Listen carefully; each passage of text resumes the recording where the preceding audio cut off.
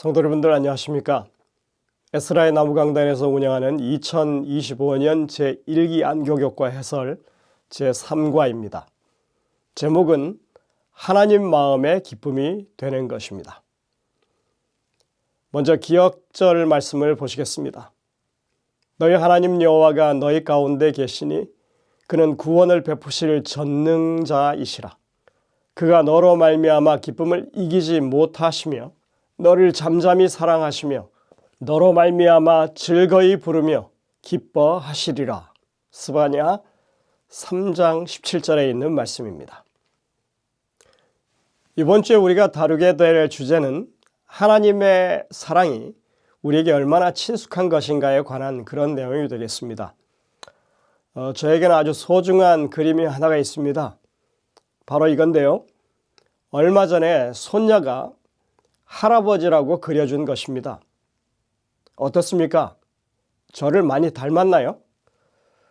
처음에는 이게 어떻게 나일까 그렇게 생각이 들어서 어처구니가 없었는데, 근데 2살 갓 지난 손녀가 그린 그림이고 살펴보면 어딘가 저를 특징을 잘 묘사해서 그린 것 같아서 기특한 생각이 들었습니다. 가만히 보고 생각하면 할수록 신통하기만 했습니다. 네, 여러분들, 제가 이 그림을 보고 그 2살 갓 지난 아이에게 야, 이걸 그림이라고 그렸냐?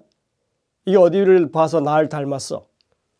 앞으로 그림을 그리려고 하면 정말 최고의 미술학교를 졸업하고 누가 봐도 이게 내 모습인 것이 다 객관적으로 확인할 만한 그런 상황에서 나한테 그림을 그려줘.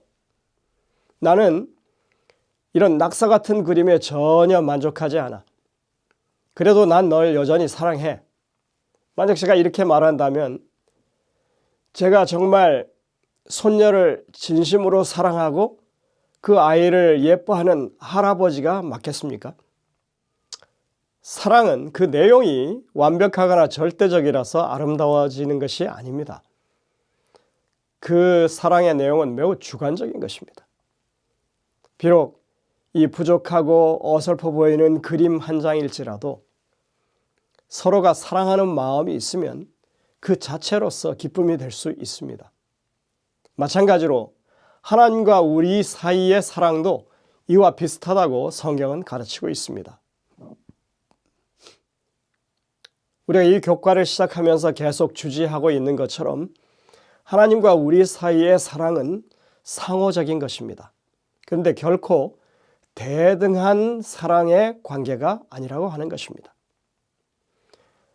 하나님은 크고 완전한 사랑으로 우리를 사랑하시지만 우리는 매우 제한적이고 그리고 부족한 사랑으로 하나님을 사랑할 수밖에 없습니다. 우리의 사랑은 하나님의 사랑에 의존적일 수밖에 없는 것입니다.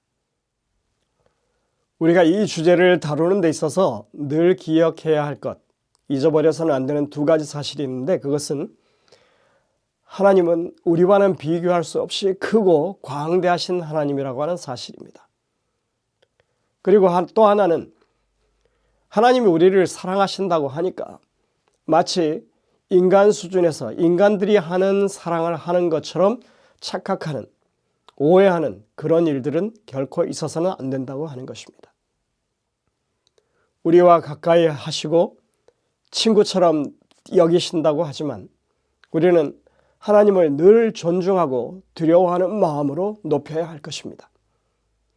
이번 주에 우리는 하나님과의 사랑이 우리와 어떻게 상호작용되는지에 대해서 살펴보게 될 것입니다.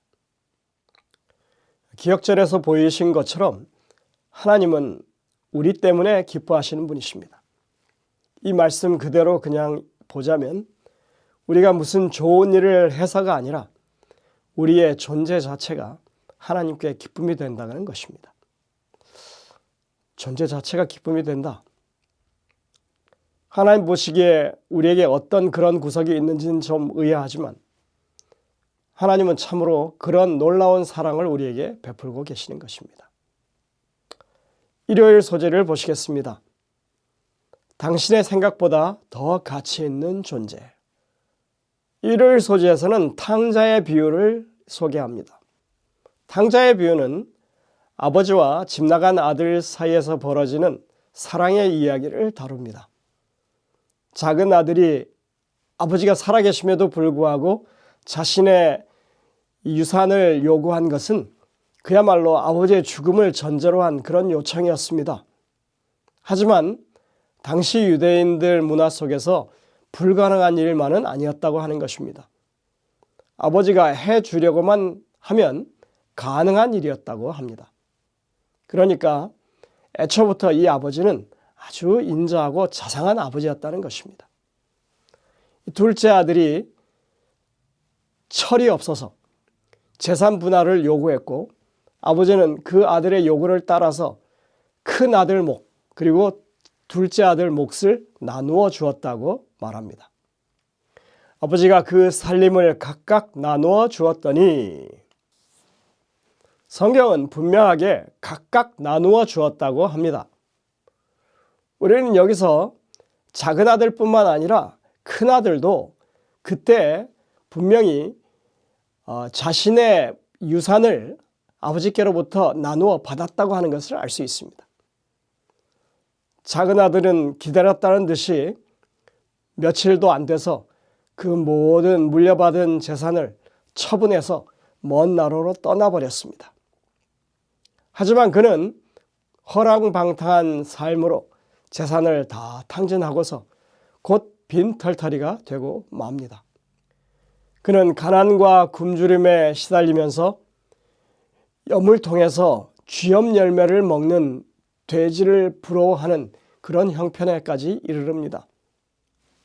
그제서야 아들은 아버지 집에서는 그렇게 하인이라도 적어도 먹는 것은 거르지 않는다고 하는 것을 생각하고 집에 가서 하인이라도 해야겠다고 하는 그런 희망을 가지고 집으로 돌아가기로 결심합니다. 그는 완전히 상거지가 되어서 사랑하는 아버지의 집으로 돌아갑니다.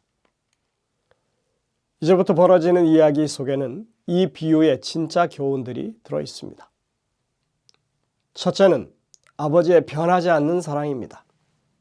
작은 아들이 그렇게 집을 떠난 이후로 아버지는 한 번도 아들을 원망하거나 탓하지 않고 긍휼히 여기는 마음으로 아들이 돌아오기를 기다렸습니다.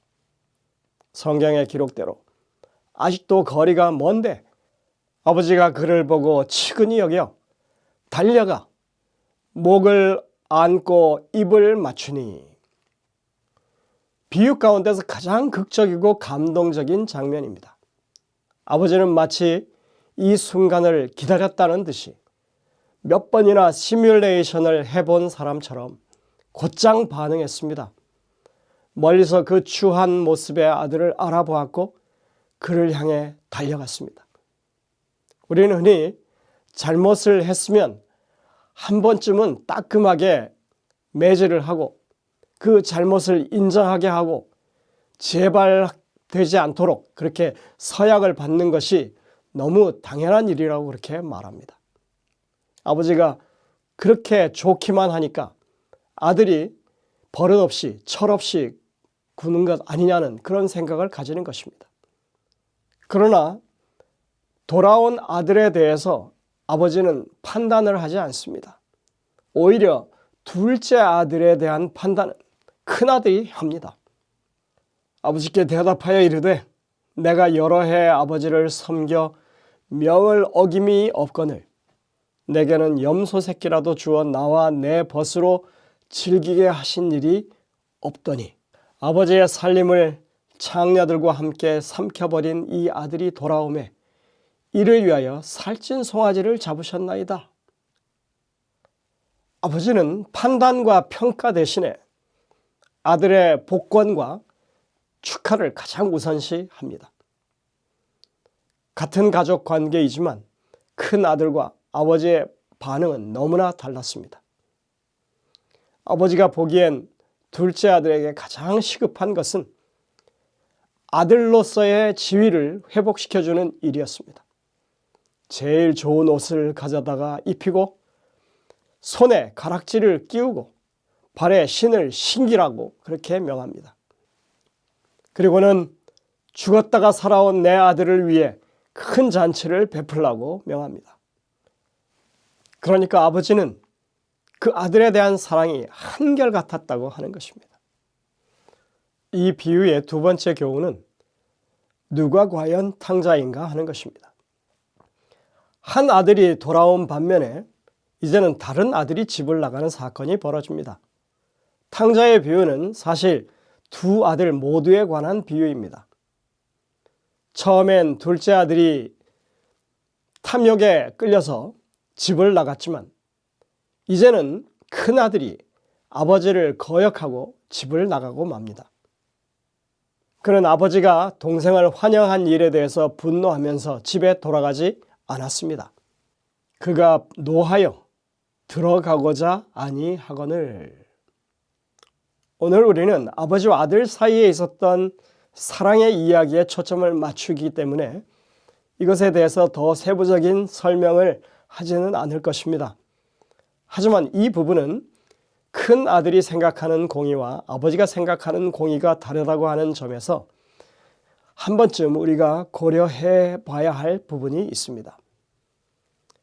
그렇게 큰 잘못을 저지른 작은 아들에 대해서 아무런 징계도 없이 받아준 아버지의 처사에 대해서 큰 아들은 지금 아버지를 비난하고 있는 것입니다. 얼마나 큰 대조가 여기 보여지는지 알 수 없습니다. 일요일 소재 영감의 교훈엔 이렇게 말합니다. 탕자를 받아들이는 아버지. 부친은 자기 아들의 비참한 모습과 누더기 옷을 경멸의 눈초리로 보도록 허락하지 않았다. 그가 자기 어깨에 걸쳤던 넓고 좋은 외투로 아들의 남루한 꼴을 덮어주자 그 아들은 회개의 눈물을 흘리면서 아버지는 아들이 품꾼의 하나로 받아달라는 요청을 할 기회를 주지 않았다. 그는 아버지의 집에서 가장 좋은 대접을 받아야 할 아들이요. 수종하는 남녀 종들의 존경과 섬김을 받아야 할 아들이었다. 실물교훈 203쪽입니다. 월요일 소재입니다. 즐거이 부르며 기뻐하심.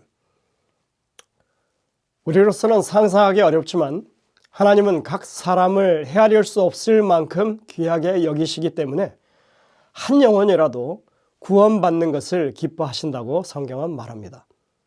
스바냐 3장 17절 이번에 기억절이었죠? 보시겠습니다. 너의 하나님 여호와가 너의 가운데 계시니 그는 구원을 베푸실 전능자이시라. 그가 너로 말미암아 기쁨을 이기지 못하시며 너를 잠잠히 사랑하시며 너로 말미암아 즐거이 부르며 기뻐하시리라. 이 말씀은 하나님께서 구원하신 그 백성을 아주 기뻐하신다고 하는 것을 강조하는 말씀입니다. 히브리어로 기쁨과 즐거움을 나타내는 거의 모든 단어가 이 한 구절에 담겨 있습니다. 구원받은 백성에 대한 하나님의 기쁨을 그렇게 묘사하는 것입니다. 마치 어떤 말로도 그날 하나님의 그 기쁨의 크기를 설명하기에 충분하지 않은 듯합니다. 서론에서 이미 말씀드렸듯이 하나님의 기뻐하심은 이들이 무슨 좋은 일을 해서가 아닙니다. 그들이 존재 자체가 그냥 기쁨이 된다고 하는 것입니다. 스바냐서는 기원전 8세기 무렵 하나님께서 자기 백성들에게 내릴 심판을 경고하시는 그런 기별을 담고 있습니다. 북방 이스라엘, 남방 유다 할 것 없이 결국은 그들은 징계를 피할 수가 없었습니다. 그러나 징계로 말미암아 폐허가 되고 잿더미가 된 그곳에서 하나님께서 남겨둔 그 남은 자손들에게 구원을 베푸실 것을 약속하시는 말씀이 바로 스바냐 3장 17절입니다. 이들에 대해서 이렇게 말하죠. 내가 곤고하고 가난한 백성을 내 가운데 남겨두리니 그들이 여호와의 이름을 의탁하여 보호를 받을지라. 이들을 가리켜서 곤고하고 가난한 백성이라 합니다. 별 볼 일 없는 그들을 보시고 하나님께서 지금 너무나 기뻐하고 계시는 것입니다. 그런데 우리는 이 짧은 본문 속에서 하나님이 기뻐하시는 이유를 분명히 발견할 수 있습니다. 너의 하나님 여호와가 너희 가운데 계시니 그는 구원을 베푸실 전능자이시라. 그 별 볼 일 없는 백성들 가운데 하나님이 그 가운데 계시다고 말합니다. 그리고 그들에게 구원을 베푸실 전능자이시기 때문이라고 말하고 있습니다.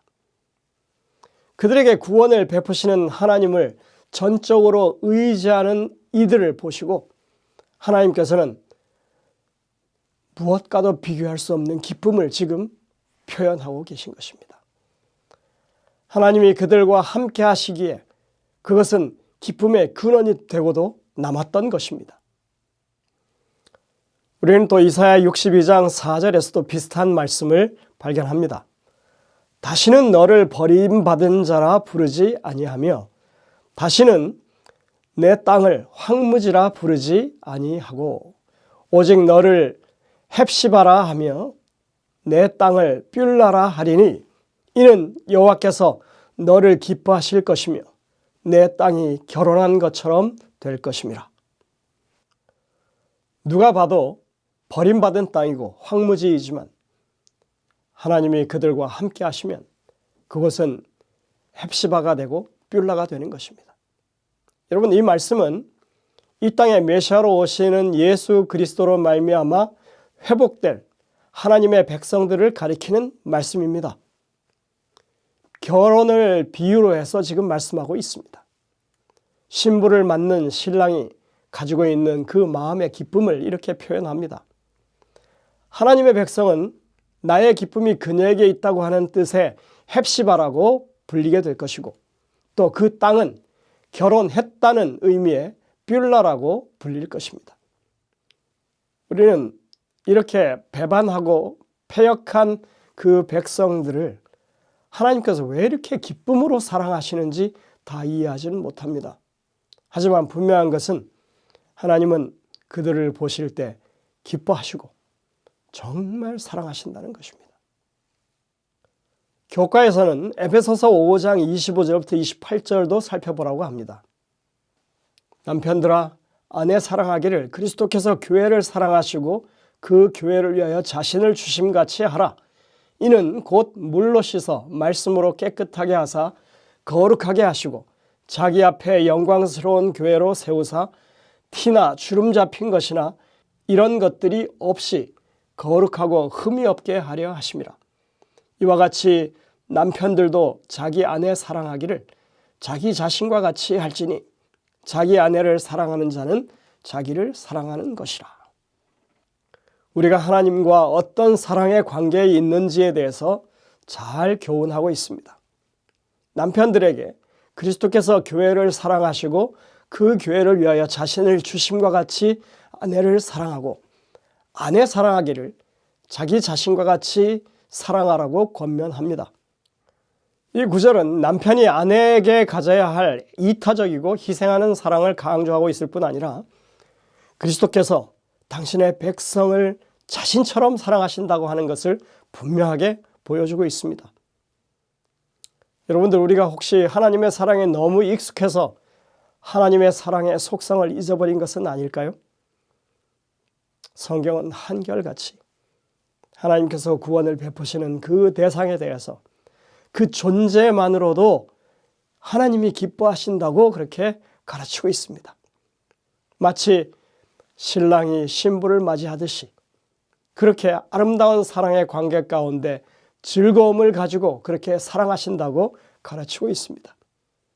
하나님은 모든 사람이 구원받기를 원하시고 그들이 그 구원의 자리에 나오는 그 순간마다 이런 기쁨과 환호성을 하나님께서 지르신다고 하는 것을 우리가 다시 한번 생각해 봐야 하는 것입니다.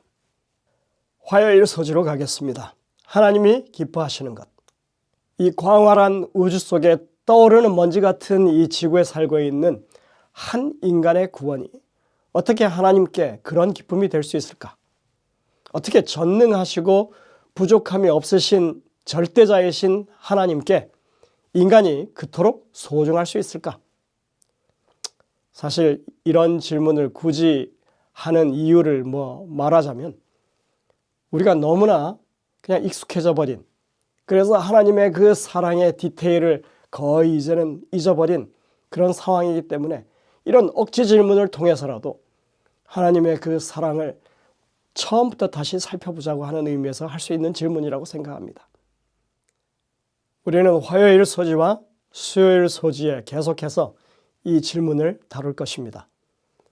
첫 번째 질문입니다. 하나님이 왜 이스라엘을 기뻐하실까? 이거는 화요일 소지에서 다룰 것입니다. 그리고 두 번째 질문은 특히 우리의 죄악을 생각할 때 어떻게 사람이 그분을 기쁘시게 할 수 있을까? 수요일 소지에서 다룰 문제입니다. 이사야 43장 4절입니다. 대저 나는 여호와 내 하나님이요 이스라엘의 거룩한 이요 내 구원자임이라. 내가 애굽을 너의 속량물로 구스와 스바를 너를 대신하여 주었노라. 시편 149편 4절입니다. 여호와께서는 자기 백성을 기뻐하시며 겸손한 자를 구원으로 아름답게 하심이로다. 잠언 15장 8절 9절입니다. 악인의 제사는 여호와께서 미워하셔도 정직한 자의 기도는 그가 기뻐하시느니라. 악인의 길은 여호와께서 미워하셔도 공의를 따라가는 자는 그가 사랑하시느니라. 하나님께서 그 백성을 기뻐하시는 이유는 아주 분명합니다.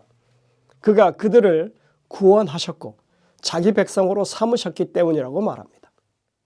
하나님의 주권적인 선택이고 하나님의 주도적인 행동이십니다. 그런데 잠언 15장에서는 하나님이 기뻐하시는 것이 무엇인지 미워하시는 것이 무엇인지에 대해서 분명하게 설명해 줍니다. 어제 교과에서 우리가 부분적으로 살펴본 것처럼 하나님은 사람으로 인해서 기뻐하실 수 있습니다. 이것은 누군가를 사랑하고 돌보는 것, 상대의 최선의 유익을 추구하는 것이 기쁨이 되는 것, 그 사람 사이에 일어나는 일인 것처럼 하나님께서도 사람을 그렇게 사랑하신다는 것입니다. 반대로 하나님은 당신의 백성이 악을 행할 때 불쾌해 하십니다. 잠언 15장 8절 9절은 악인의 제사와 악인의 길은 여호와께서 미워하시지만 정직한 자의 기도는 그분의 기쁨이며 공의를 따라가는 자는 그가 사랑하신다, 이렇게 가르칩니다. 이 구절에서는 분명히 하나님이 기뻐하시는 것과 사랑하시는 것을 동격으로 취급하고 있습니다. 이러므로써 하나님의 기쁨과 사랑을 서로 직접적인 관계에 두게 됩니다. 성경 전반에 나타나는 하나님의 사랑과 기쁨이 밀접하게 연결됐다고 하는 것을 지금 보여주는 것입니다. 하나의 공식이죠. 시편 146편 8절에 여호와께서 의인을 사랑하시며 합니다. 고린도후서 9장 7절에서 하나님은 즐거이 내는 자를 사랑하신다 합니다. 여러분들 이 구절에 대해서 오해를 하시면 안 됩니다. 이 구절은 하나님이 의인만을 사랑하신다고 하거나 즐거이 내는 자만을 사랑하신다고 말하지 않습니다. 하나님은 모든 사람을 사랑하십니다. 그렇다면 이 사람들을 사랑하실 만한 어떤 특별한 이유가 분명히 여기에 있어야 하는 것입니다. 이것을 잠언 15장 8절 9절에 그 공식에 한번 대입해 보시면 하나님이 사랑하신다고 하는 것은 하나님이 기뻐하시는 일을 그들이 행한다고 하는 말로 이해될 수 있는 것입니다. 다시 말해서 하나님은 의인들을 기뻐하시고 즐거이 내는 사람들을 통해서 기쁨을 느끼신다는 것입니다. 그래서 하나님이 그들을 특별히 사랑하시는 것입니다. 우리는 하나님께서 자원하는 마음으로 순종하고 헌신하는 사람들을 기뻐하시고 동시에 사랑하신다고 하는 이 기별을 여기서 접하게 되는 것입니다. 화요일 소재 영감의 교훈을 보시겠습니다. 하나님이 기뻐하시는 것. 이스라엘의 배도가 만연하던 시대에 많은 사람은 이같이 묻고 있었다. 내가 무엇을 가지고 여호와 앞에 나아가며 높으신 하나님께 경배할까? 내가 번제물 1년 된 송아지를 가지고 그 앞에 나아갈까? 여호와께서 천천의 수양이나 만만의 강수 같은 기름을 기뻐하실까? 대답은 분명하고 확실하다. 사람아, 주께서 선한 것이 무엇임을 내게 보이셨나니 여호와께서 내게 구하시는 것이 오직 공의를 행하며 인자를 사랑하며. 선지자왕 326쪽입니다. 오늘날 우리가 순결하고 순수한 사랑을 회복하는 것이 얼마나 중요한지를 알려주는 말씀입니다. 우리가 하나님께 사랑을 받는다고 하지만 정말 하나님이 기뻐하시는 삶을 사는지 우리 스스로를 한번 돌아보는 기회가 되었으면 좋겠습니다. 수요일 소재로 가겠습니다. 산돌. 타락하고 죄로 가득한 존재인 우리가 어떻게 거룩하신 하나님께 기쁨이 되는 사람이 될 수 있는가? 이 두 번째 답이 오늘 주어집니다. 그러므로 이제 그리스도 예수 안에 있는 자에게는 결코 정죄함이 없나니 우리가 아직 죄인 되었을 때 그리스도께서 우리를 위하여 죽으심으로 하나님께서 우리에 대한 자기의 사랑을 확증하셨느니라. 구원의 주체는 하나님이십니다. 먼저 우리를 보셨고 우리를 지명하셨고 우리에게 다가오셨습니다. 인간이 그 어떤 반응도 보이기 전에 하나님이 먼저 사람에게 은혜를 베푸셨습니다. 우리가 아무것도 말하거나 행하지 않았지만 하나님은 먼저 우리에게 다가오셔서 당신의 사랑을 받아들이거나 거절할 기회를 주셨습니다. 로마서 5장 8절에 말씀하신 것처럼 우리가 아직 죄인 되었을 때 그리스도께서 우리를 위하여 죽으심으로 하나님께서 우리에 대한 자기의 사랑을 확증하셨다고 분명히 말씀하고 있습니다. 그리고 우리 구속주가 하신 일을 힘입어서 우리는 믿음으로 하나님과 화목할 수 있게 되었고 심지어 그분 앞에 기쁨이 될 수 있다고 성경은 가르치고 있는 것입니다. 베드로는 이렇게 권면합니다. 사람에게는 버림바가 되었으나 하나님께는 택하심을 입은 보배로운 산돌이신 예수께 나아가 너희도 산돌같이 신령한 집으로 세워지고 예수 그리스도로 말미암아 하나님이 기쁘게 받으실 신령한 제사를 드릴 거룩한 제사장이 될지라. 성경에 기록되었을 때 보라 내가 택한 보배로운 모퉁이 돌을 시온에 두노니 그를 믿는 자는 부끄러움을 당하지 아니하리라 하였으니. 건축자의 버린 돌이 후에 성전의 모퉁이 돌이 되었다고 하는 이 말씀은 그것이 전설을 인용한 것이라고도 하기도 합니다. 하지만 이미 오래전부터 사람들 사이에서 회자되던 이 말씀은 유대인들에게 있어서조차도 메시아에게 적용되는 말로 여겨져 왔었고 그리고 교회에서는 이제 그것이 본격적으로 예수 그리스도에게 적용되는 말씀이 되었습니다. 어떻게 그 말씀이 백성들의 생각 속에 자리 잡았는지는 우리가 알지 못해도 예수님은 확실히 유대인들로부터 버림을 당하셨고 하나님이 세우신 교회의 기초석이 되셨습니다. 그리고 베드로는 우리에게 하나님이 기뻐하실 일을 하라고 초청합니다. 예수 그리스도로 말미암아 하나님이 기쁘게 받으실 믿음의 산 제사를 드리는 제사장으로서 살아가자라고 권면하는 것입니다. 아무것도 몰랐고 아무것도 아니었던 우리가 예수님으로 말미암아 교회의 일원으로 세워지고 하나님의 귀한 회복과 구원 사역에 우리가 함께 동참할 수 있게 하신 것, 정말 놀라운 하나님의 은혜가 아닐 수 없습니다. 바울은 이러한 믿음을 가지는 것이 하나님을 기쁘시게 하는 일이라고 분명하게 말하고 있습니다.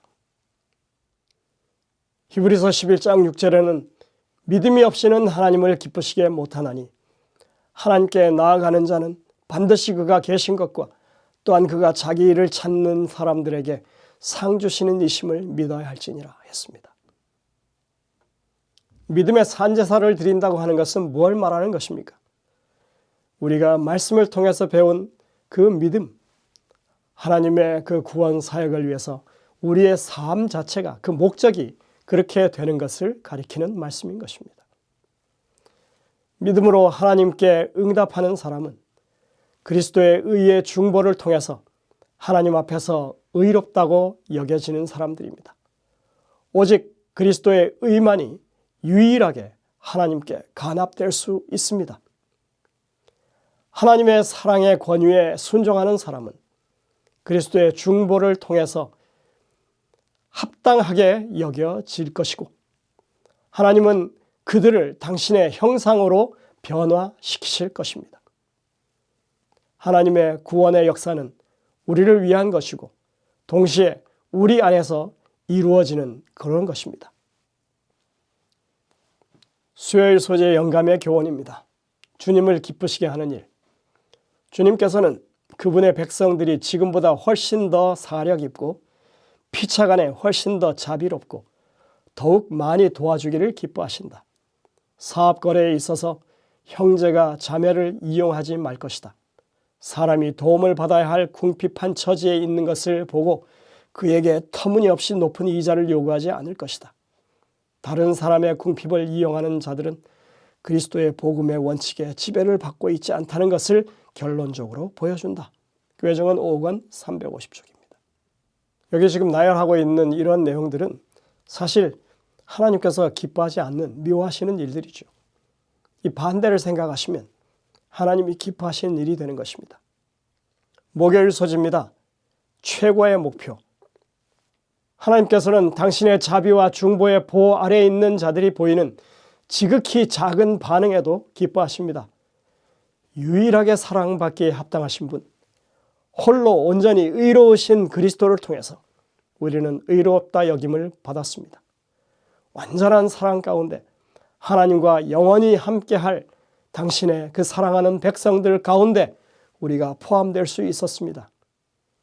이것이 하늘에서 우리를 위해 행하고 계시는 그리스도의 중보 사역을 통해서 얻는 구원의 위대한 소망입니다. 하지만 우리는 어쩌면 이런 생각을 할 수도 있습니다. 이것이 내게도 해당되는 이야기인가? 내가 충분히 선하지 않다면 어떻게 되는 것인가? 믿음이 부족하고 두려울 때는 어떻게 해야 하는가? 마가복음 9장 17절부터 29절을 읽어보시면 거기에 이 문제에 대한 해답이 주어지고 있습니다. 귀신 들린 아들을 가진 아버지가 그 아들을 데리고 제자들을 찾아오죠. 그러나 그 제자들은 귀신을 쫓아내지 못했고 모든 희망이 사라진 것처럼 보이는 때였습니다. 그때 예수님께서 오셔서 그 아버지와 말씀을 나누는 중입니다. 무언가 할 수만 있다면 좀 해주십시오. 그때 예수님이 이렇게 말씀하십니다. 할 수 있거든이 무슨 말이냐? 믿는 자에게는 능히 하지 못할 일이 없느니라. 그러자 그 아버지는 아주 절박한 마음으로 대답을 합니다. 내가 믿나이다. 나의 믿음 없는 것을 도와주소서. 믿음이 없이는 하나님을 기쁘시게 못하는 것 당연한 일이지만 예수님은 아주 작은 믿음도 받아주십니다. 그래서 우리는 믿음으로 그리스도의 중보를 힘입어서 그분을 기쁘시게 할 수 있는 것입니다.